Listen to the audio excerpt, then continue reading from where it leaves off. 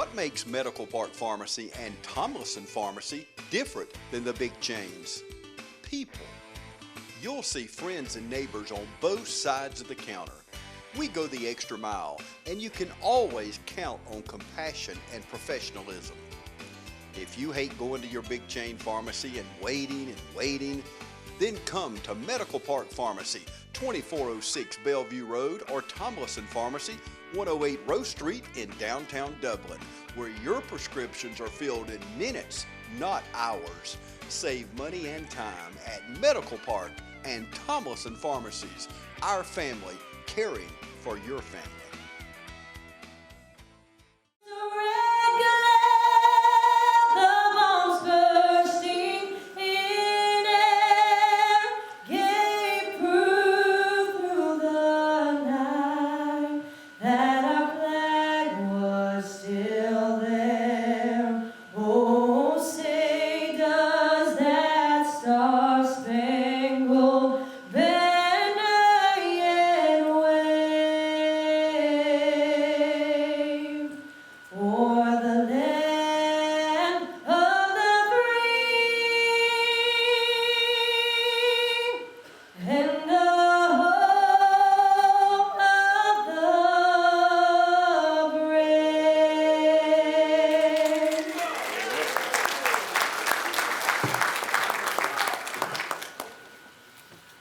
Almighty, today we honor our veterans, worthy men and women who gave their best when they were called upon their country.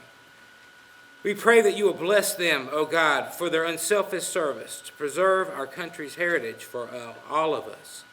Bless them abundantly for the sacrifices that they made, for their many contributions to America's victories.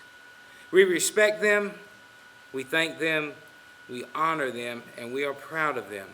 And we pray that you will watch over these incredible people and bless them with peace and happiness. Oh God, may you bless the Carl Vinson VA Medical Center as we do such amazing work for our veterans. Bless our leadership, and oh God, may you bless our great nation.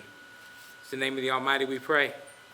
Amen. Today I stand before you as the Women's Veterans Program Manager, and I get to represent a dynamic and courageous group of women whom I have the opportunity and the pleasure to serve daily. On today, VA honors 2.1 million women veterans who have served our country and risked their lives to protect our freedoms during times of peace and war. VA is thankful to all the generations of women veterans who have shaped our military and served our country. There are an unprecedented number of women comprising the United States military and veteran population. Women represent 16% of the United States military force, 363 women serving as active duty and reserve members. Women currently comprise nearly 20% of the new recruits. To date, 345,000 women have deployed since 9/11, representing more than 11% of deployed forces, contributing to both Operation Enduring Freedom and Operation Iraqi Freedom in Afghanistan and Iraq.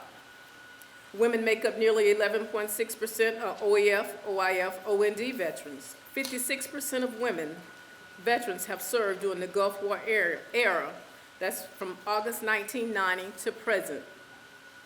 Women are the fastest growing veteran population, accounting for 10% of the veteran population, a number which is expected to increase at an average rate of about 18,000 women per year for the next 10 years.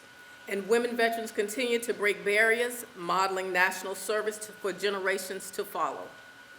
Over the last 5 years, women have accounted for 30% of the increase in veterans seeking VA medical care. The number of women choosing VA health care has tripled since 2000. Currently, more than 750,000 women use the VA health care or other benefits. One of the highest priorities in the health care for our women veterans, VA's goal is to ensure that all women veterans consistently receive the highest quality of care, safety, and respect for all VA health care facilities and providers. Women veterans receive the same medical benefit package as men along with the enrollment in VA healthcare system, is the assurance that healthcare and treatment services will be available when and where they need them. VA provides full services to women veterans, including comprehensive primary care, gynecology care, maternity care, specialty care, and mental health services. Every VA facility is committed to meeting the unique needs of women veterans by delivering the highest quality health care to each woman while offering her the privacy, dignity, and sensitivity to the gender-specific needs that she deserves. Not just today, but every day, we honor our women veterans. So today, I ask that all of our women veterans, if you're able to stand, would you do so at this time and allow us to recognize you?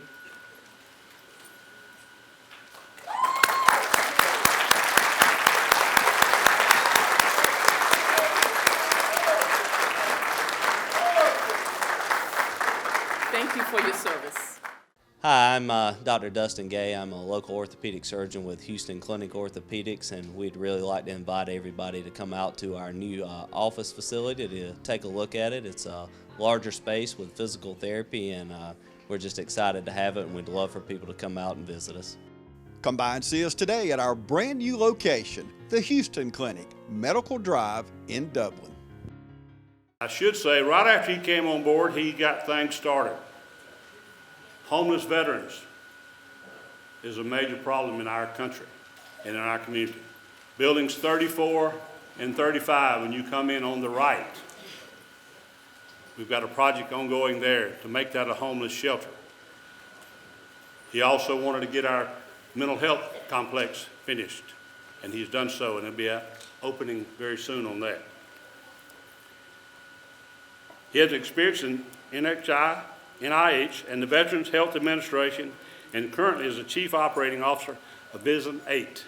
He is board certified healthcare executive and recently completed a year-long assignment as the interim director for the Roseburg VA Healthcare Center,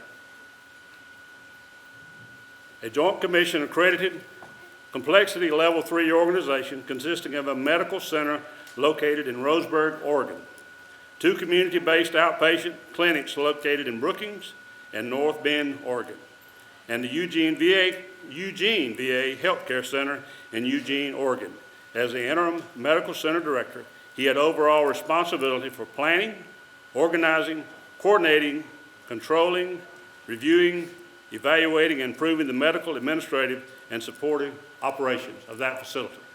When he went to that facility, it was a lower level, and he raised it up to a level 3. Is that correct, sir? Correct, 3. So he was proven that he could do the thing by the facility in Oregon. As the Chief Operating Officer for the VA, he has a Sunshine Healthcare Network. In the capacity since May of 2014, Director Whitmer holds a senior leadership position responsible for innovatively applying planning and health administration skills to provide veterans with high quality care consistent with community standards and industry best practice. The VA Sunshine Healthcare Network, with a $5 billion budget and 20,000 employees, is the nation's largest and busiest in the VA healthcare system. The network spans 64,000-mile area that is home to 1.6 million veterans, 8 large VA hospitals, and more than 58 clinics in Florida, South Georgia, Puerto Rico, and the United States Virgin Islands. In 2014, nearly 600,000 veterans made around 8 million visits to the facilities.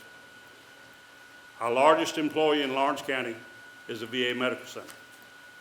Have Dave come here, Director Whitmer come and take on this was a task that he took pleasure in wanting to come because he felt like he could make a difference, and he has made a difference so far. Before coming here, he was the executive officer for the National Eye Institute. Part of the National Institute of Health, he served as a principal advisor to the director in matters affecting human capital management and workforce planning grants, contracts, and procurement management, strategic planning, management analysis, information technology, technology transfer and development, including patients, employee mentions, and license, research space, and facilities planning, property, and other general administrative support functions. In addition, he was a technology development coordinator and oversaw all NEI technology transfer and intellectual property issues. He holds a master's degree in political science with emphasis in public administration and a bachelor's degree in education from the University of South Florida. He was also a football coach at one time, and he decided he wanted to move up from being a football coach for you local football fans. And he's been attending several of our football games here in our community and tried to go to the West Lawrence game Friday night and couldn't find a parking place that was so full. But once again, he has the CEO.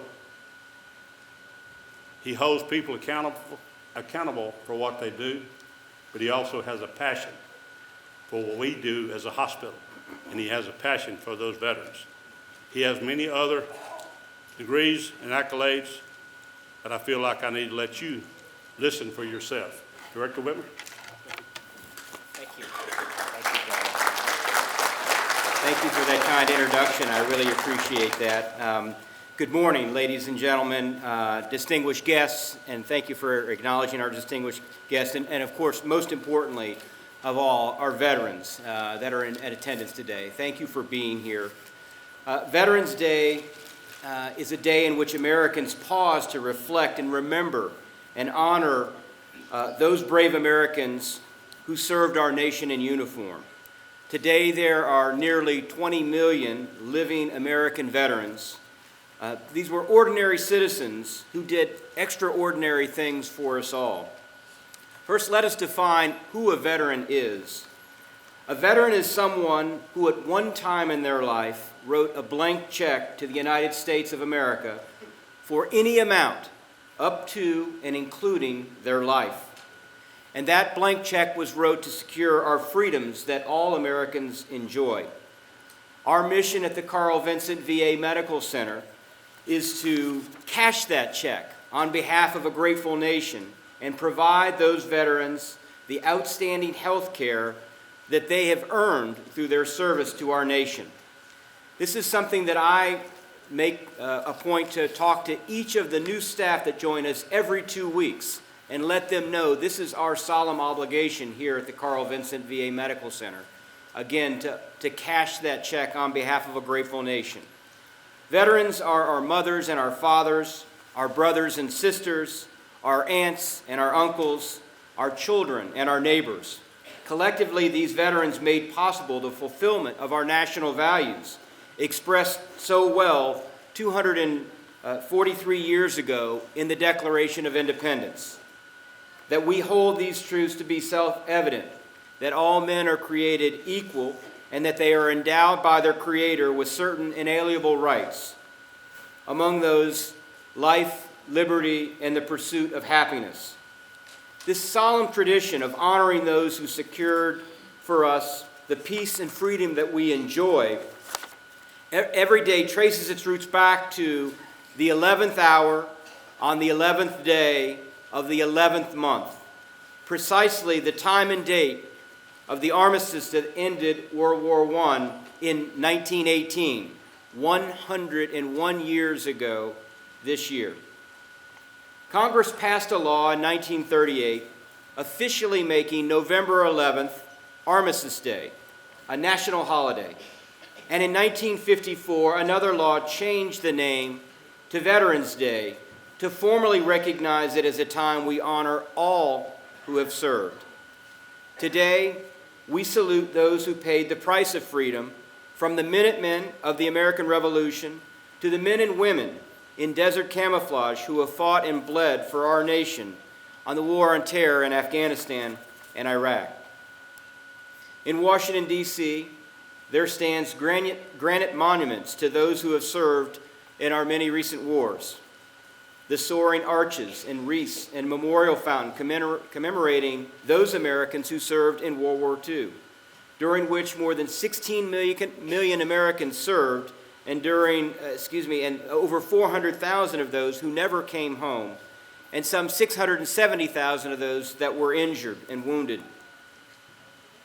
The solemn soldiers and stone soldiers forever on patrol commemorating those Americans who battled the bitter cold, the steep mountains, and the biting winter winds in Korea, where more than 54,000 Americans paid the ultimate sacrifice, and more than 100,000 came home wounded from what called the Forgotten War. Not far from the Korean War Memorial is the Vietnam Memorial, that searing black polished wall upon which are carved the names of more than 58,000 of our brightest and bravest who never came home. And in cities large and small throughout this great land, there are monuments and markers that commemorate the memories and the service of those Americans who have served in all of our wars and in every era. Remembering their service is one small way that we repay that debt that America owes its veterans. Again, those who served and who offered their lives so others may be free. Simply put, veterans answered our country's call, and it's really one of the great national strengths that men and women from every region, from every ethnic background, have answered that call and continue to heed it today. And the fact that this has momentous consequences, not only for their lives, but for the ultimate freedom of our nation and for all of us here today. So, as we salute veterans, we can reflect that long after the guns have fallen silent, the cost of freedom continues to be paid. For all of our high-tech weapon systems and for everything in the range of our country's arsenal, the tide of battle has always turned and will always turn on the ability and the willingness of young Americans to rise above while under fire, often in a strange land, and to move forward together to get the job done. That is how they have kept their faith with us, and it is now up to us to keep that faith with them. From the beleaguered patriots encamped at Valley Forge to our men and women in uniform today, at the point of the spear fighting terrorism, each generation has done its part to bequeath to the next generation a strong and free America. Today, we reflect and we remember and honor them all. We draw inspiration and resolve from the valor of those who came before us. The resolute GIs who scaled the Nazi-fortified cliffs of Normandy, the valiant Marines who conquered the fire and ice in the Chosin Reservoir, the men and women who never failed America in its battles in Southeast Asia, or their grandsons and granddaughters, their sons and daughters who fought in the war on terror in Iraq and Afghanistan and who liberated Kuwait. On this Veterans Day, the flags and banners that we see proudly waving here at the Carl Vinson VA Medical Center and around the country, on bridges and in streets and store windows and in homes, are the visible reminders of the depths of our appreciation. At the Department of Veterans Affairs, every single day is Veterans Day. But we trace our very existence to President Abraham Lincoln's devotion to veterans and his steadfast belief that their service must be justly recognized by a grateful nation. And nearly 160 years later, the commitment of President Trump and Secretary Wilkie is that veterans will be treated and have improved access to health care, benefits, and the national shrines in which our veterans are laid to rest. The VA is dramatically improving our access and the quality of care for those who have served. They deserve our best effort for all that they have done in their service and sacrifice to our country. Today, Veterans Day 2019, our country rightfully offers its full measure of gratitude to citizens who wore the uniform of the armed services and to veterans who preserved our country and helped it grow. In the days to come, more than 380,000 employees of the Veterans Affairs Department are standing ready to honor this commitment and again to take up that challenge laid before our nation and provide benefits and services a grateful nation offers in return for all of those veterans and what they've done for us. May God bless the men and women in uniform today. May God bless our veterans, and may God continue to bless the United States of America. Thank you. The City of Dublin Natural Gas provides the most cost-efficient source of energy available today. So for your home, choose the most natural resource. Safe, clean, efficient. All new subdivisions around the Dublin area have natural gas available. Start reducing your energy bills today with Dublin City Natural Gas Department. Natural gas, the smart choice. Call 277-5048 today and let us help you start saving today. And now we would like to honor a few veterans today. As you know, today we're honoring women veterans, the nearly 2 million that have served our nation. And we have one special women's veteran we would like to honor. And Mr. You want to go down? You take down that. Okay. We've got Ms. Mita here with us. Ms. Martha, would you bring her up front and, sort of turn her around? I'm going to let Director Whitmer give her her award, and she also has something she wants to say, Director Whitmer, so I'm going to let you have this microphone so when it gets appropriate time, she has it written down. Keith, would you help him turn that? There's Keith.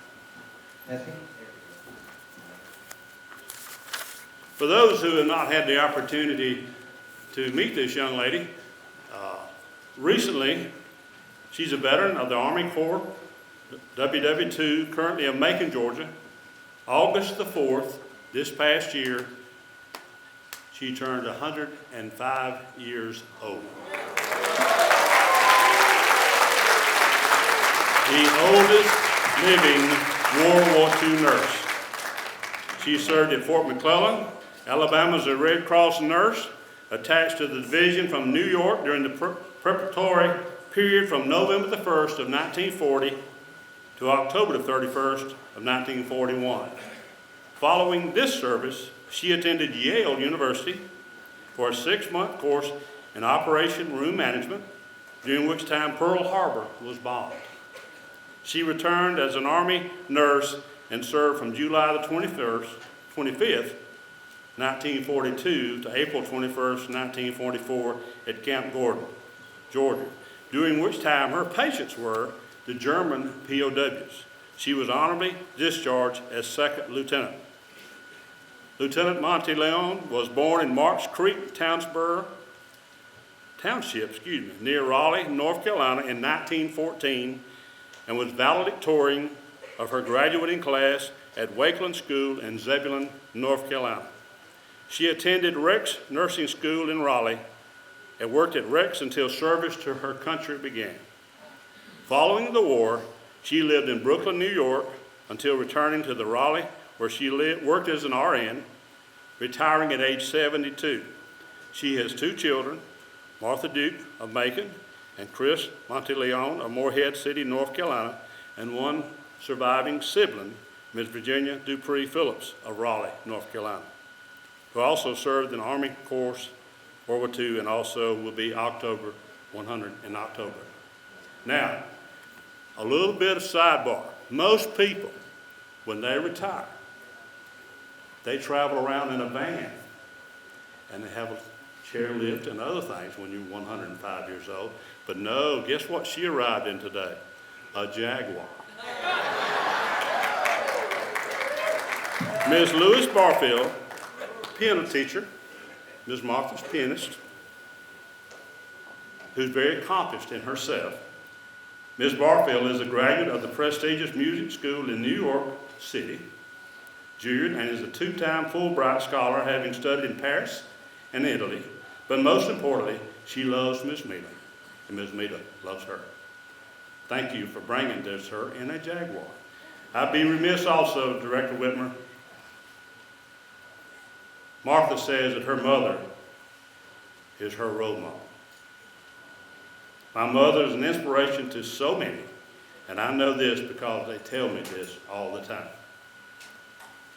Now, in Martha, in my opinion, you too have been a role model for others. Your willingness to look after her mother is awesome. And Martha, I applaud you for caring for her.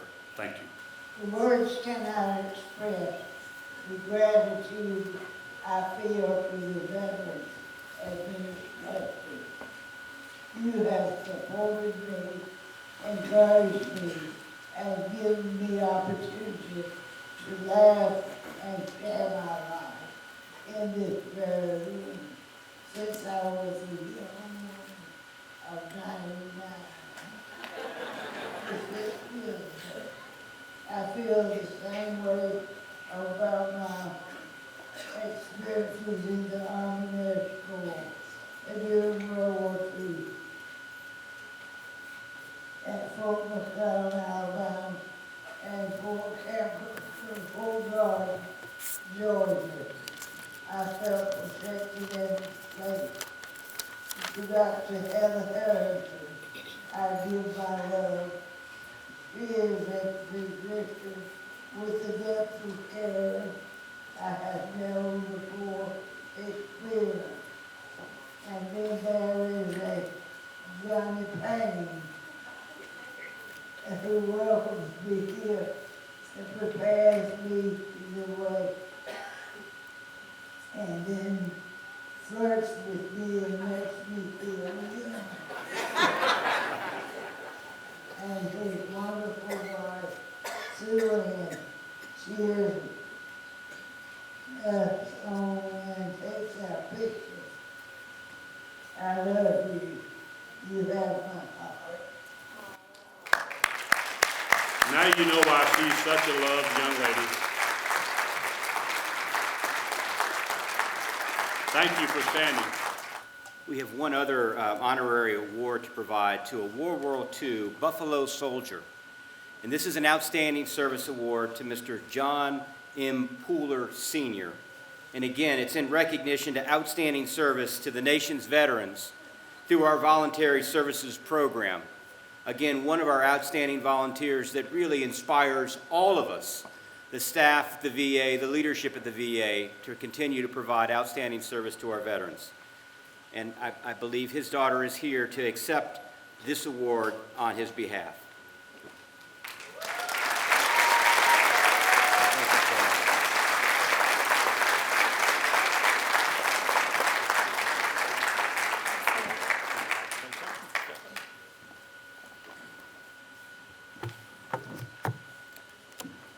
I have a few of my siblings here and my brother-in-laws. Would you please stand?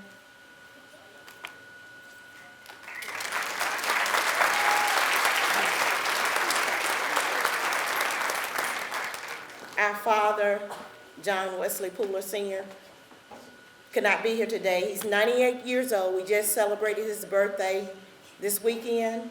He doesn't make appearances anymore, but he wanted me to tell you how much this meant to him, and to tell his fellow comrades that you are not forgotten, that he thinks about you all the time, even though you didn't serve in the same division. When we grew up, we realized that military life was a special bond, one that he carries now. He talked about it when we were young. He explained some of the sacrifices they had to make. So, not just for my dad, but I thank all of you for your service, for keeping all of us safe, and for providing the life that we're able to have today. I'd also like to thank Ms. IPOC. I went to her, I didn't know what direction to go, but I went to her and she got the ball rolling for us, so I appreciate it. You just don't know, I'm so full. You don't know how much this means to our family. Thank you very much. Portions of this program are brought to you by CurePoint Cancer Treatment, 2406 Bellevue Road in Dublin. At CurePoint Cancer Treatment, we're bringing you state-of-the-art cancer treatment right here at home. CurePoint Cancer Treatment. Check us out on Facebook. The speaker of the hour is the Honorable Floyd L. Griffin, Jr., the former mayor, City of Millersville, former state senator, and Colonel U.S. Army retired.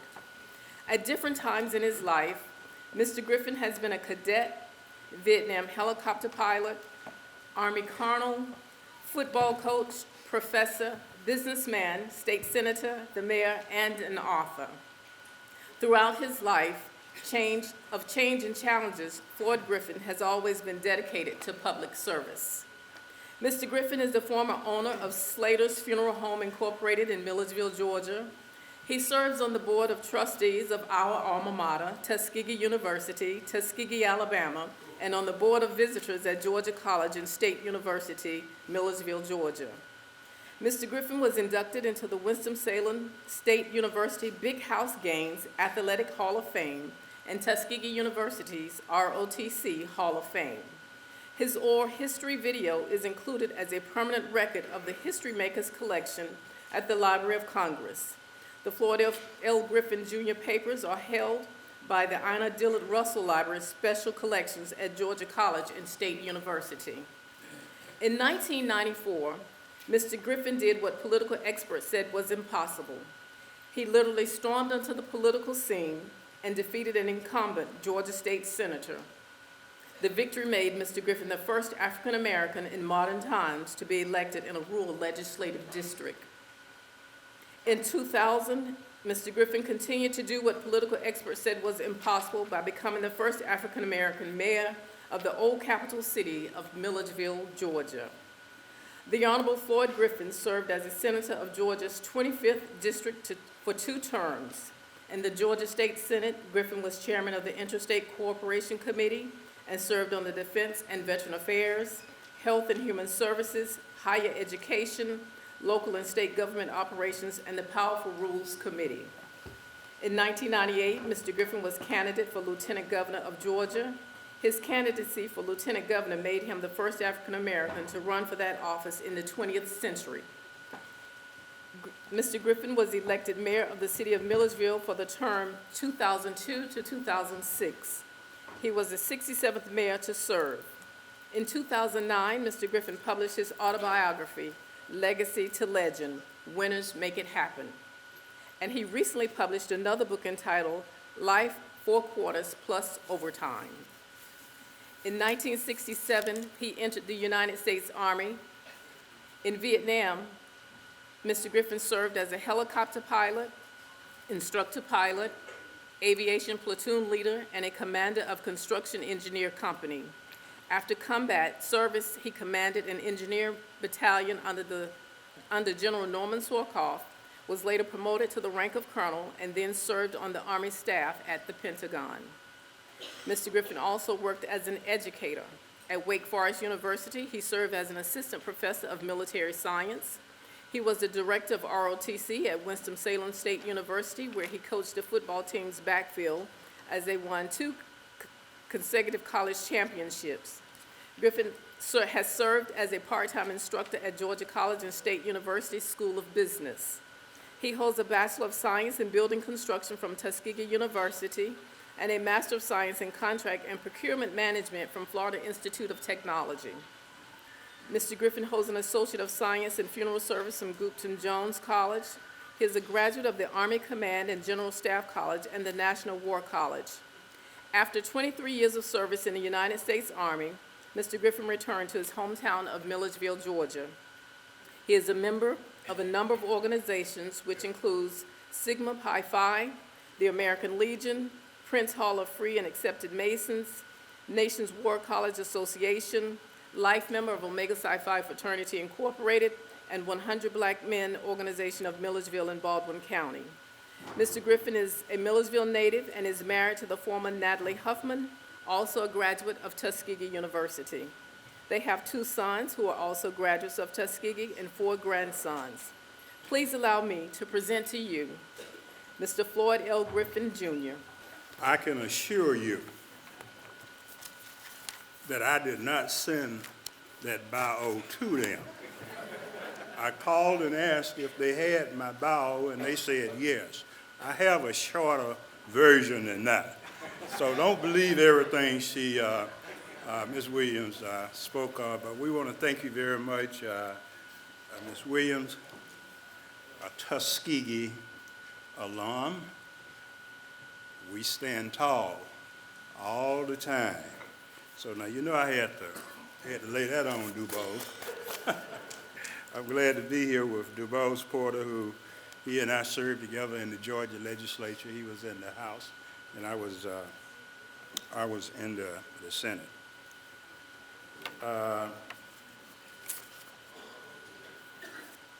Director Payne, our distinguished guest, it is an honor for me to be here today in Dublin on this very special occasion.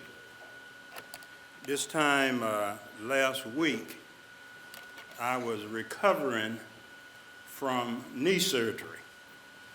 So now it was not a knee replacement now. It was knee surgery. I had an arthroscopic surgery to take care of some damage. As the doctor said, we're going to go in there and clean it up. So let's hope that he cleaned it up, but I am moving around today.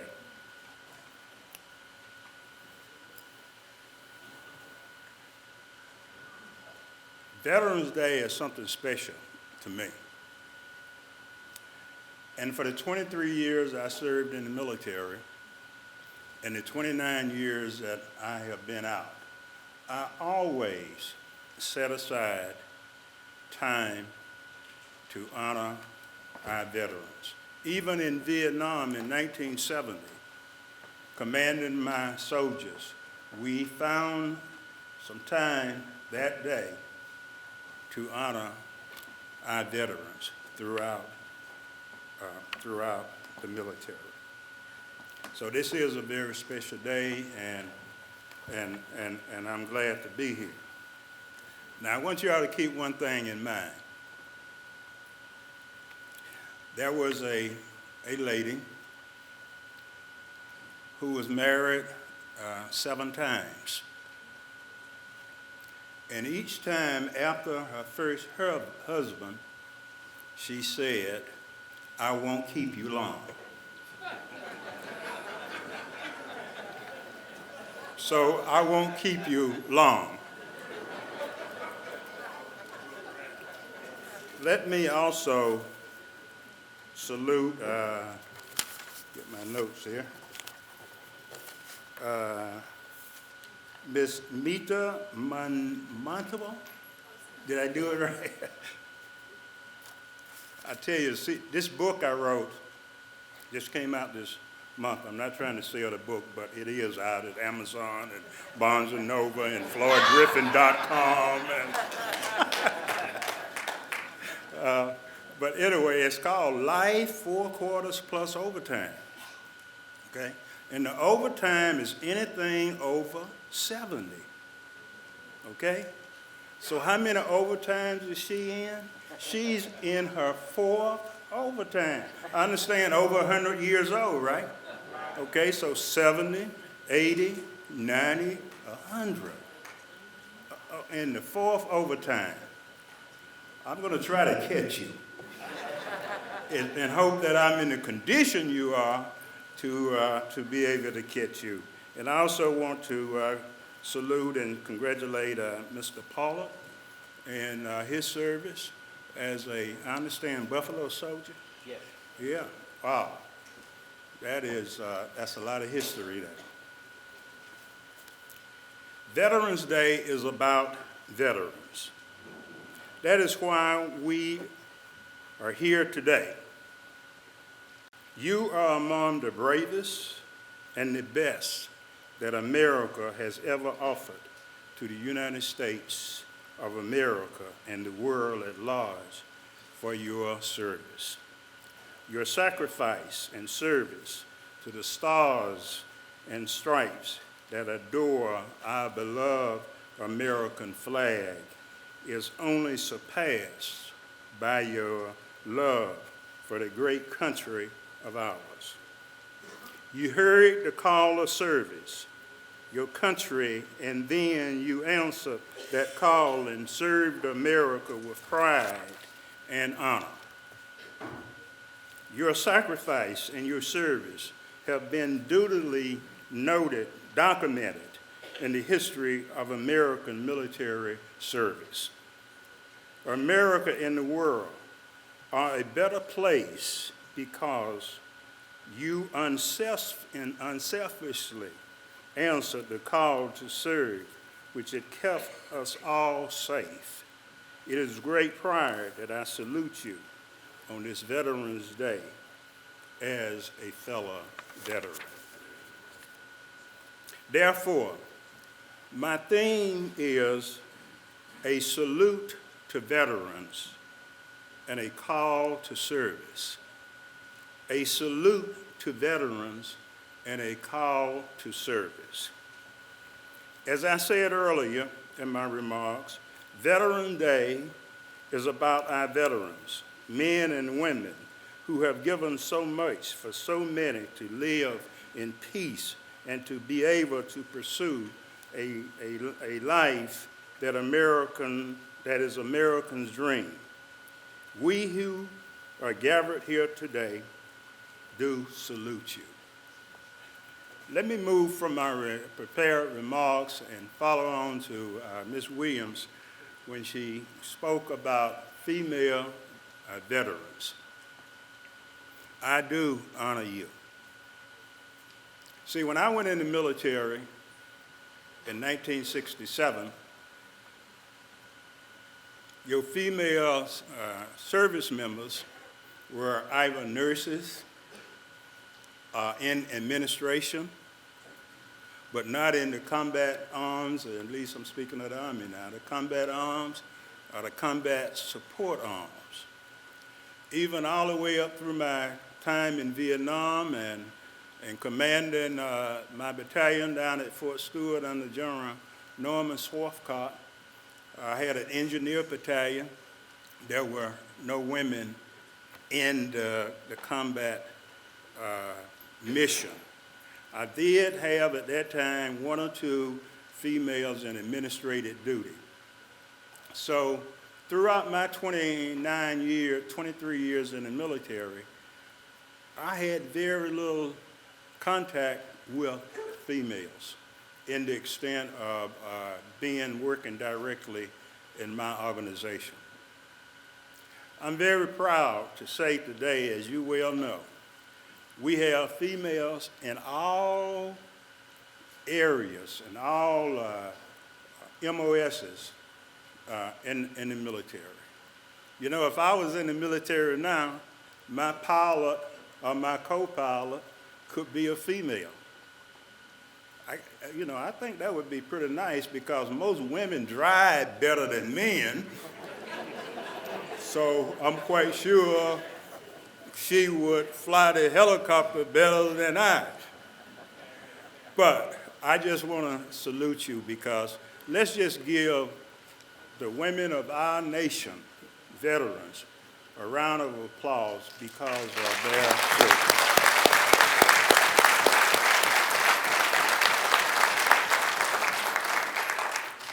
From humble beginnings with a desire to serve the Dudley community, Bank of Dudley has grown to 5 locations, serving Lawrence, Twiggs, and surrounding counties.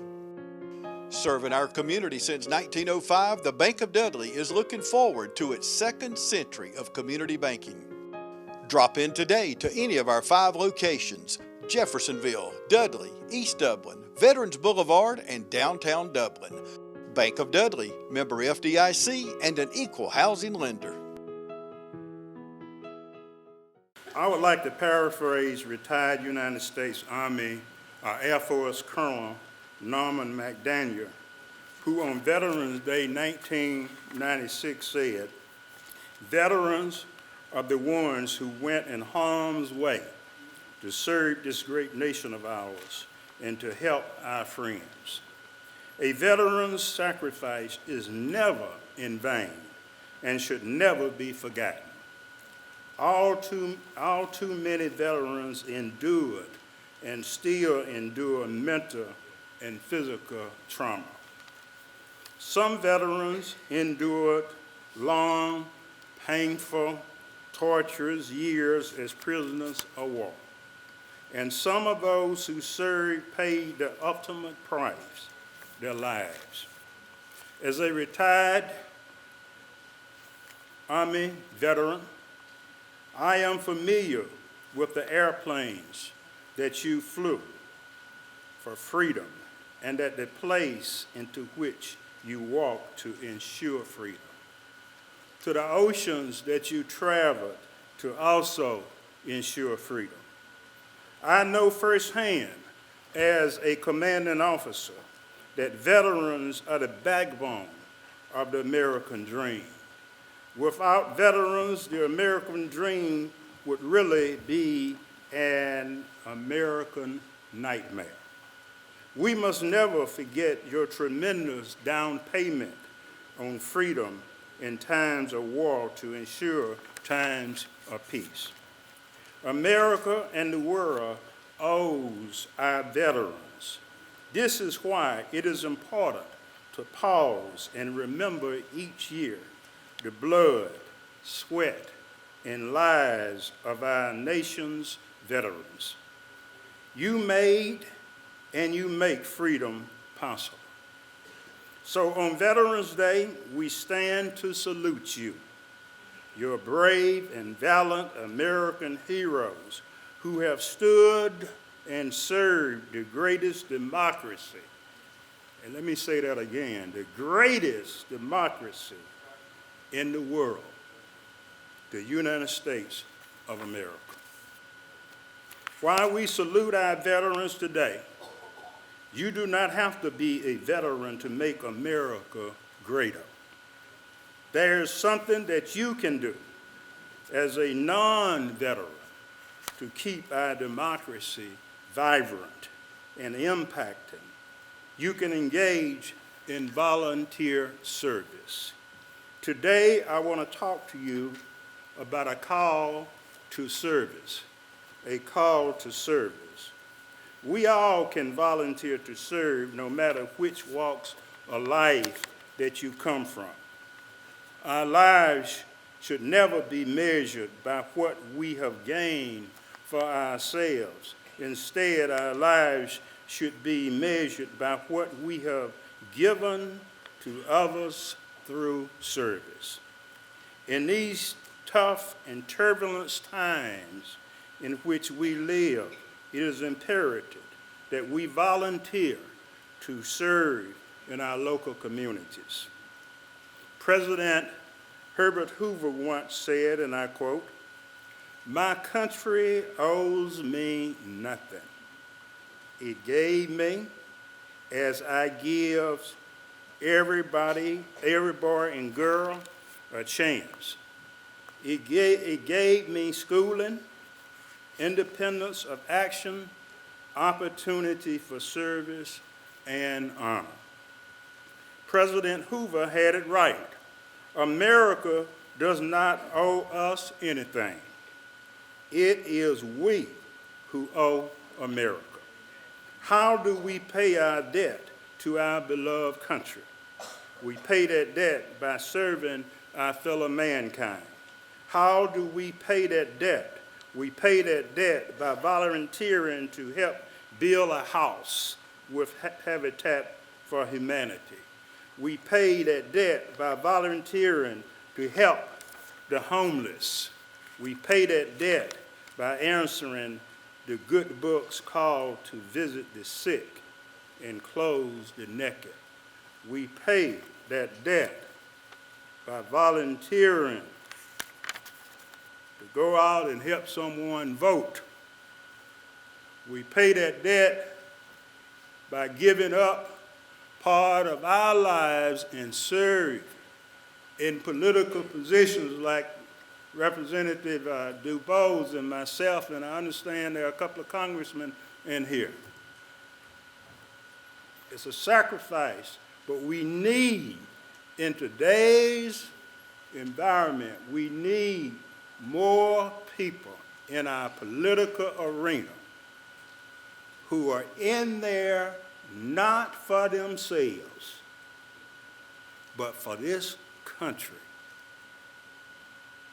And if you don't know what I'm talking about, see me after the speech is over, after the program is over.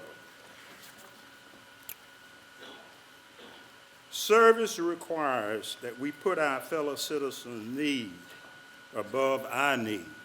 Service reminds us that to whom much is given, much is required.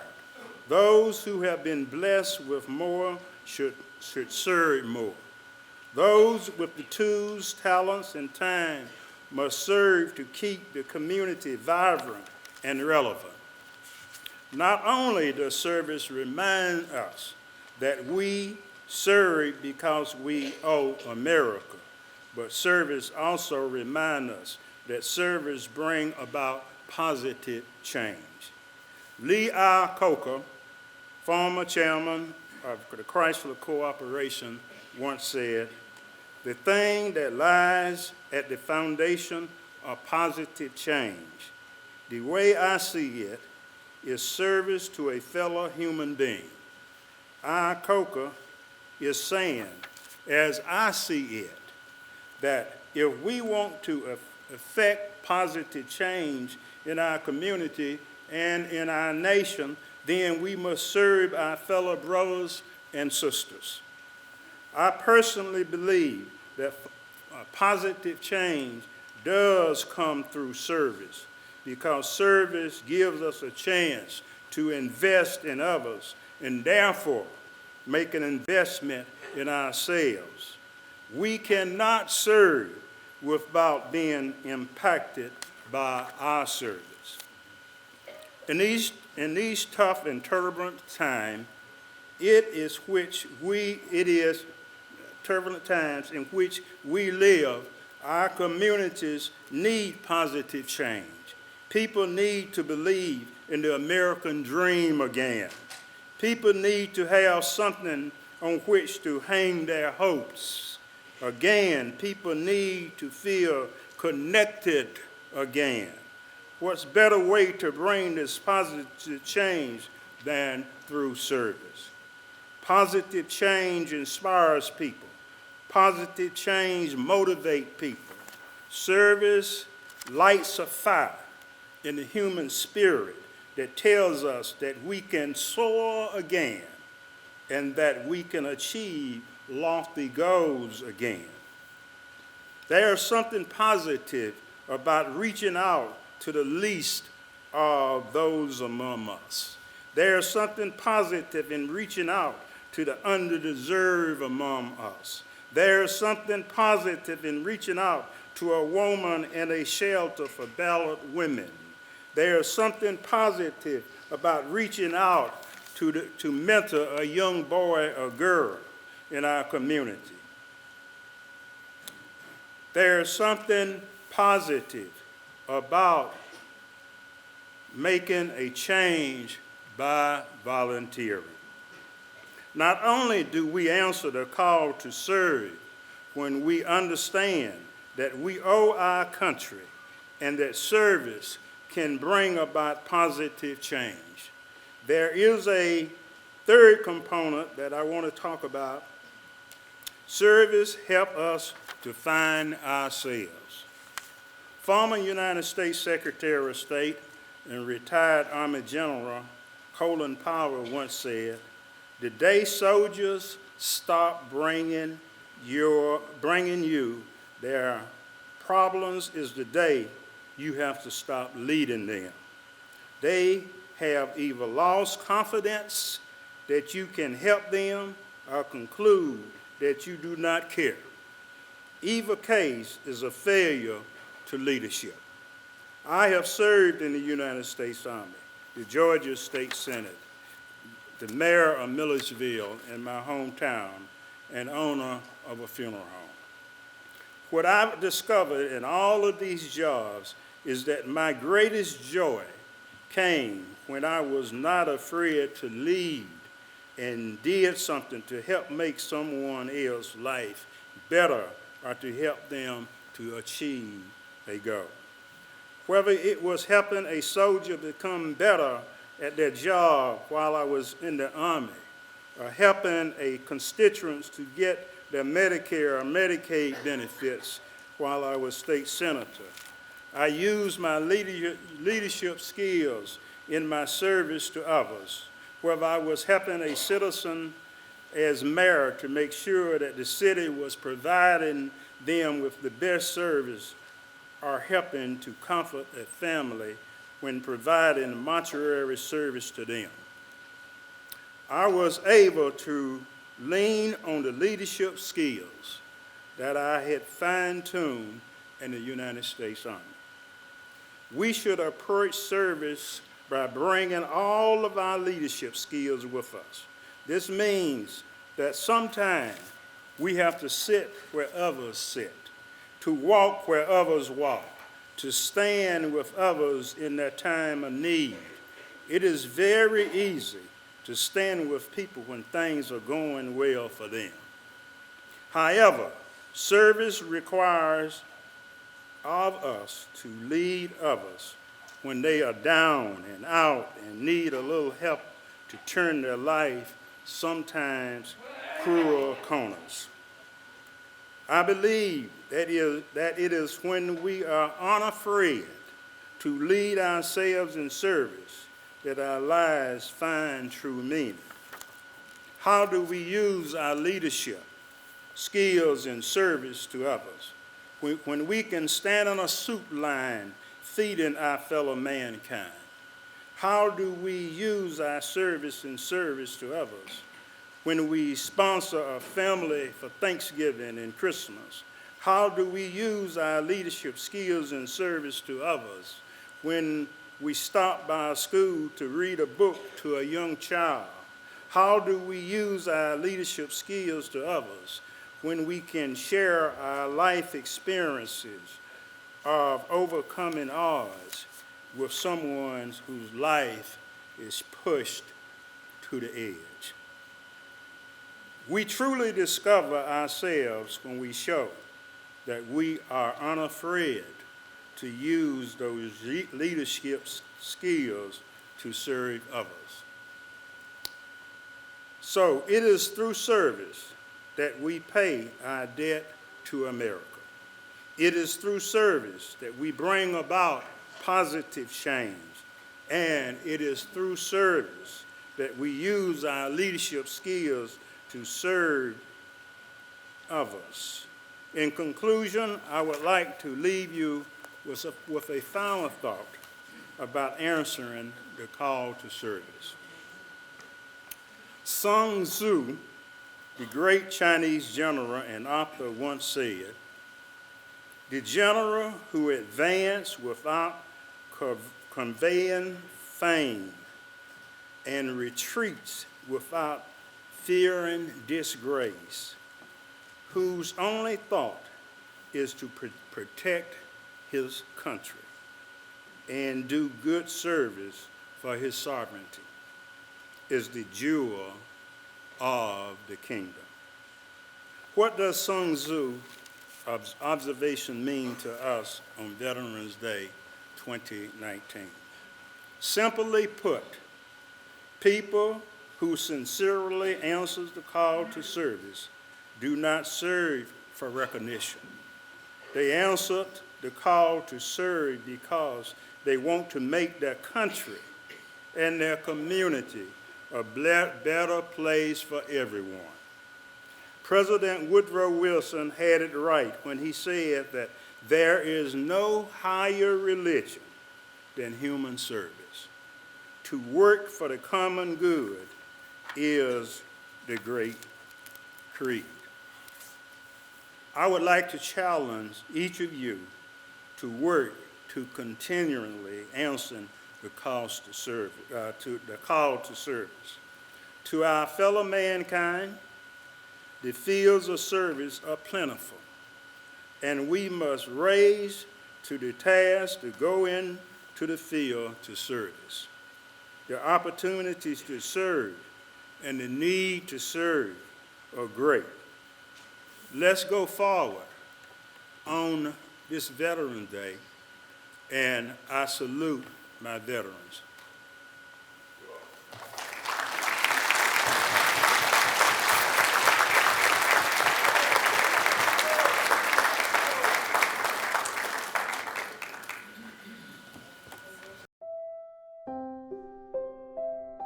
On behalf of everyone at Wrightsville Memorial Funeral Home, we'd like to take this opportunity to salute all veterans and their families for your service to our country.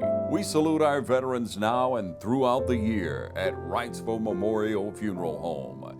With every passing hero, we celebrate the valor and victory in every military service person that we have the privilege in which to honor. We offer a military veterans package that recognizes the sacrifices these brave men and women have made for our country. Let us help you represent your loved one's life in a meaningful and personal way.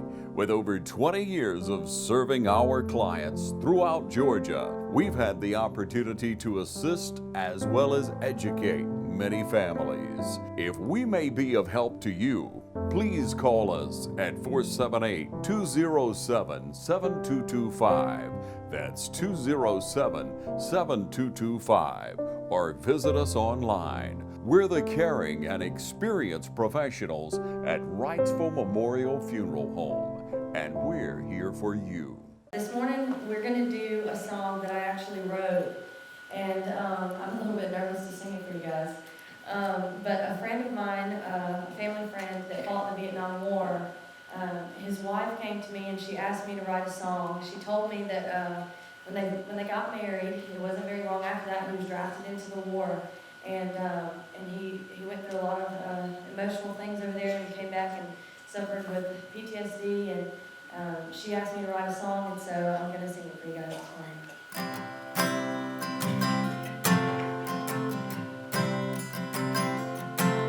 They're an all-American couple growing up in the heartland. They got a love that can't be broken and a brand new celebrating day. On the day they got married, she wore white. He dressed up in a suit and tie. Seemed like a perfect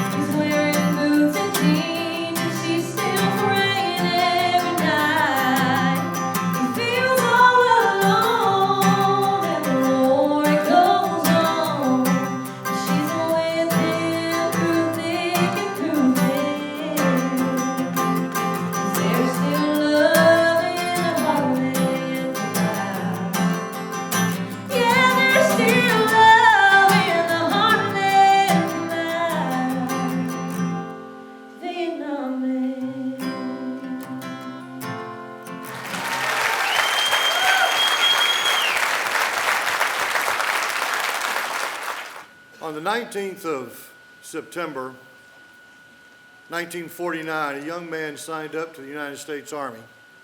He eventually would be sent to Echo Troop, 7th Cavalry Regiment, eventually going on to Korea. On the 30th of November, 1950, he would give his life in North Pujan Province during the Korean War. It would be almost 69 years later before remains X016687 would be properly identified as Corporal James Ricks of Cedar Grove, Georgia. At that time, literally hundreds of people got together to make sure that this young man would get home and be properly interned down in a church on Southern Scotland Road. It's a commitment that would be the equivalency of everyone in this room having something to do with the funeral, but the only individuals that were alive at the time of his death are on this stage. One of those individuals who is related to him is with us today, a cousin by marriage, Mr. Scott White, who's also commander of our SAL.